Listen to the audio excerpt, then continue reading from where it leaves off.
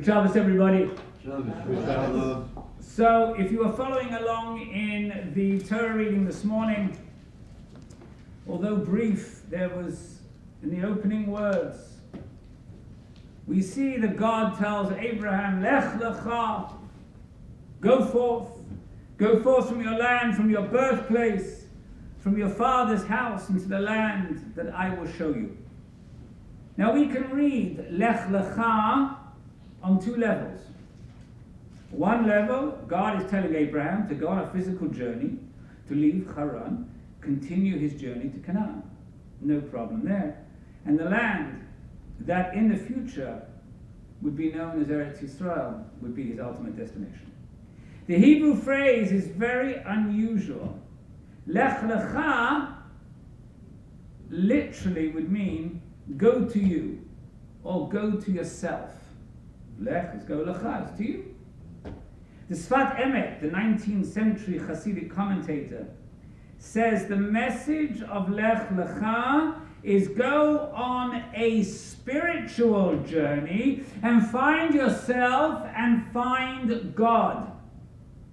And he says this is a message that God transmits to everyone, each one of us, every single day. What made Abraham special is that he was the first to actually pay attention. He was the first to answer that call, to hear God calling, and to heed out and to begin that journey. But when Abraham left, he didn't leave alone. Not only did he bring his wife, Sarah, his nephew Lot, the son of his late brother, the Torah tells us that they brought with them, this is a very peculiar statement, Hanefesh asher asu b'Haran, the souls that they had made in Haran, which is a phrase, as I said, that sounds equally strange in the Hebrew as it does in the English. The Midrash in Bereshit Rabbah says this is referring to the souls which he had brought beneath the sheltering wings of the Shekhinah. What would we say in today's normal terminology? We wouldn't say this. The souls that he brought under the wings of the Shekhinah. What do we say in one word? The Jews? Nope. The souls that he brought under the Shekhinah. The Jews are already under the Shekhinah. Converts. In other words, Abraham converted the men and Sarah converted the women, and Scripture accounts it that unto them as if they had made them. Asher asu b'Haran, they made it b'Haran. The very first thing that Abraham does after hearing the call of God, the very first mitzvah that he engages in, is to convert people, to bring them to Judaism, to invite others to join him on his Jewish journey, physical to the Holy Land, and spiritually. And later on, when Moses led our people out of Egypt, the Torah tells us that they were accompanied by Erev Rav. What's Erev Rav? Erev Rav is a mixed multitude. Again, another strange term. Many of the 600,000 Jews at Sinai were converts who chose to join the Jewish people, presumably after seeing the miracles in Egypt. Now, in ancient times, conversion was a very simple procedure. It didn't involve studying for a year. It didn't involve appearing before a Beit Din. For males, it was circumcision and immersion in the mikvah. For women, it was immersion in the mikvah. You converted by choosing to throw your lot in with Bnei Israel, in with the Jewish people. When Isaac and Jacob sought wives from the old country, the women became Jewish by choosing to join their husbands. The most famous convert that we recognize every year, of course, is Ruth, Yeah. the ancestor of King David. I can promise you she didn't have a long course of study. I can promise you she did not appear before a Beit Din. She became Jewish by telling Naomi, for wherever you go, I will go. Wherever you lodge, I will lodge. Your people are my people, and your God is my God. Once upon a time, Judaism was a proselytizing religion. We eagerly, actively sought new converts. There was even a period when the Hasmoneans, the Hasmonean ethnarchs, if you want to call them kings, converted people at sword point. Scholars estimate from the 5th to the 2nd centuries BCE, the Jewish population of the world was about 1 million. By the 1st century BCE, this had grown somewhere between 4.5 to 8 million. Even if we take the lower estimate of 4.5 million, Jews made up an astonishing 10% of the population of the Roman Empire in the Second Temple period. What changed wasn't a remarkable increase in fertility, I can promise you, or a decrease in mortality in ancient Judea. I promise you. There is a large body of evidence attesting to the dispersion of Jews throughout the Hellenistic world, followed by a great wave of conversion among the pagan population. The Jewish God was a popular God. People liked him. What changed? What changed from then to now? How did Judaism go from being a religion clearly focused on outreach and winning new converts to one where some rabbis will still reject prospective converts with this old warped idea of sending them away 3 times before accepting them to study? The changes started with the destruction of the temple in 70 CE. The Jewish world was, of course, in great turmoil. Millions of Jews were killed or fled for their lives. The rabbis had to reinvent how Judaism was practiced. Ironically, their reaction to the destruction and to the difficulties wasn't to seek reinforcements, wasn't to seek to bring in new converts. It was to the contrary. It was to make conversion more difficult. A sort of circling of the wagons, if you want. That mentality when under siege from outside threats, we close it, boom. To strengthen the commitments for those who are left. The anti-conversion bias became greater in the 4th century after Christianity became the state religion of the Roman Empire, and conversion to Judaism would have been a very dangerous act. In the 7th century, with the Islamic conquests, Jews were in a situation where seeking converts from Christianity in Christian lands or from Muslims in the Islamic area was a crime punishable by death. No wonder rabbis started rejecting people who wanted to convert. Well, why would they reject them? Because they didn't know if they were spies. They didn't know if they were trying to infiltrate the community in some sort of sting operation. So they would send them away. Makes sense. There have always been some people with a Yiddish neshama who would not be deterred from joining us. In the Middle Ages, they estimate somewhere between 10 to 15,000 Catholics left Christian lands for Islamic territory so they could safely convert to Judaism. There's even the story of the Khazars, a remarkable story of an entire nation that converted to Judaism in the 8th century. A story that is undisputed by history.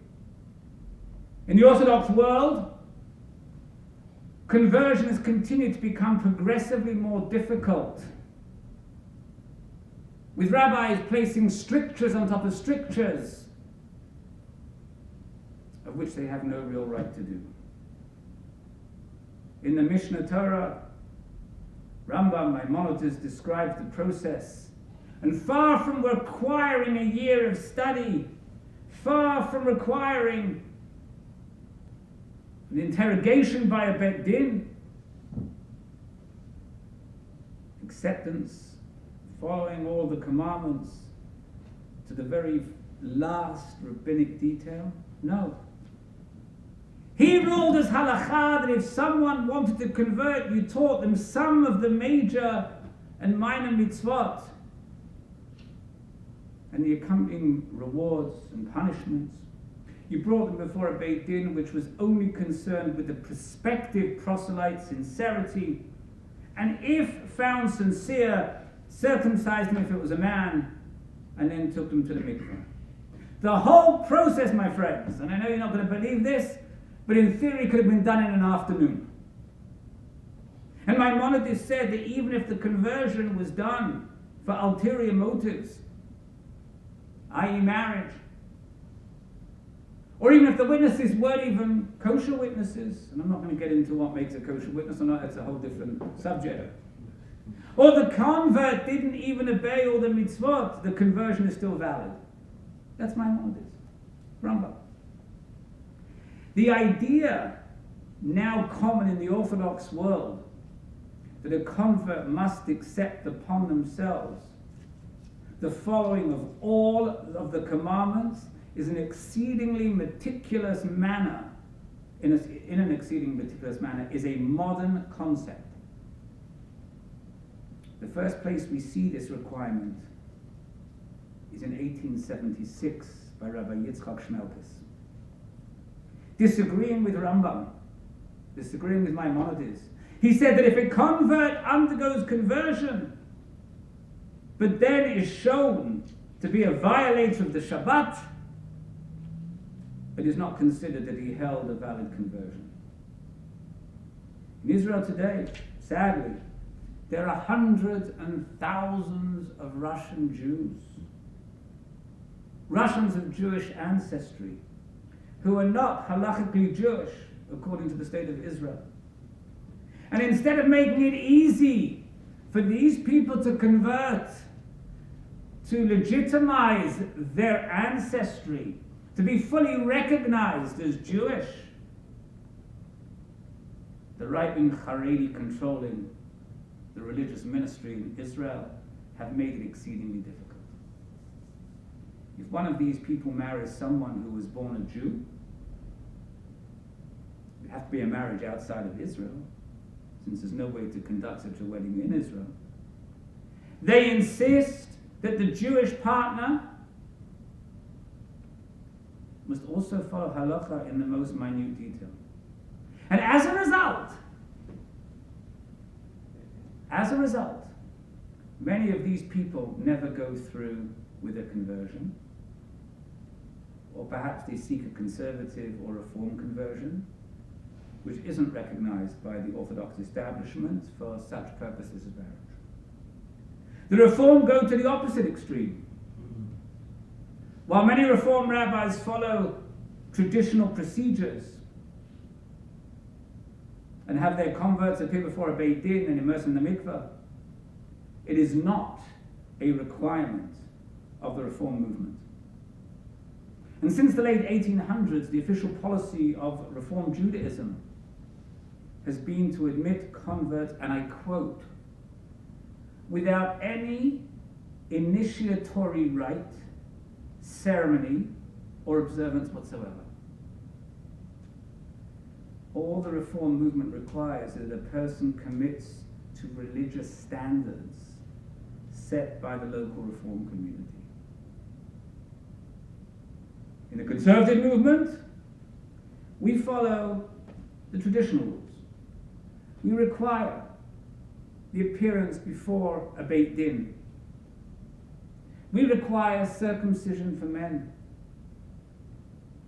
immersion in the mikveh for all, and a course of study. Individual rabbis have leeway on how much study that they require, candidates require, and how much observance of the mitzvot they are to expect. And there's a very good reason why we have that. Is because every single candidate is different. No two people are the same. In these difficult times for the Jewish people, in the wake of the Holocaust, which wiped out 1/3 of the world's Jews, and in the wake of intermarriage rates at just a little bit above 50%,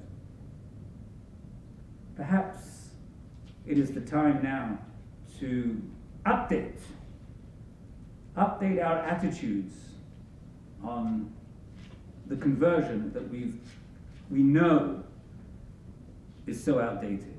To start with, despite the fact that there are some lay people who question whether a convert is really Jewish, there is no question that as a matter of halakha